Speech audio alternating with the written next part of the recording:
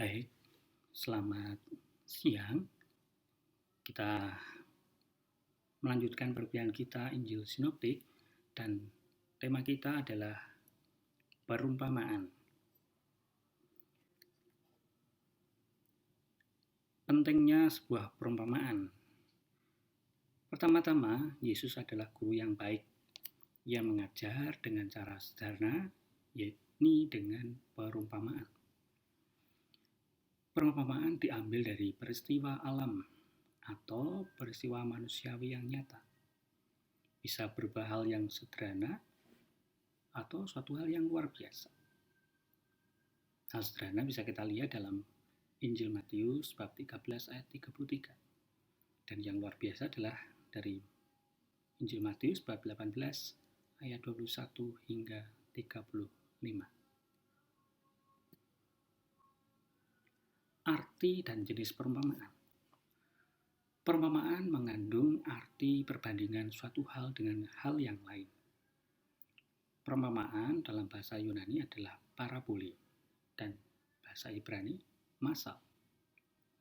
Perumpamaan bisa berupa suatu pepatah yang terdiri atas satu kalimat saja. Misalnya, "Hei Tabib, sembuhkanlah dirimu sendiri." Bisa berupa satu kisah yang panjang, misalnya tentang penabur. Matius bab 13 ayat 1 hingga 23. Lalu tadi tentang perumpamaan. Sekarang adalah metafor. Jenis dan perumpamaan itu yang pertama adalah metafor. Kiasan artinya.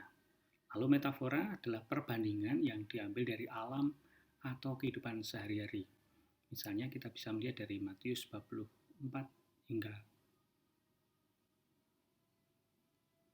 bab 24 ayat 28 dan Matius 5 ayat 14. Bisa kita lihat sendiri dalam Injil itu. Lalu yang berikutnya adalah similitude, kemiripan. Metafora yang diperluas. Kita bisa melihat dalam Matius bab 5 ayat 15 dan Matius 7 ayat 3 sampai 4.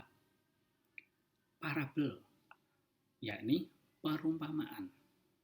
Dalam arti yang sebenarnya metafora yang diperluas menjadi suatu kisah. Dari sudut tata bahasa, perbedaan metafor mengandung satu kata kerja.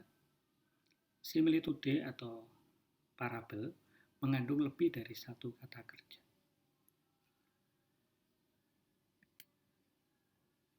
Tujuan dari perumpamaan adalah menantang pembaca agar ikut berpikir, mengambil sikap, dan akhirnya mengubah cara hidup. Dengan ungkapan demikian, apakah pendapatmu jika titik-titik dan siapakah di antara kamu yang titik-titik? Kita bisa melihat dari Matius bab 18 ayat 12, 21 ayat 28. Mukjizat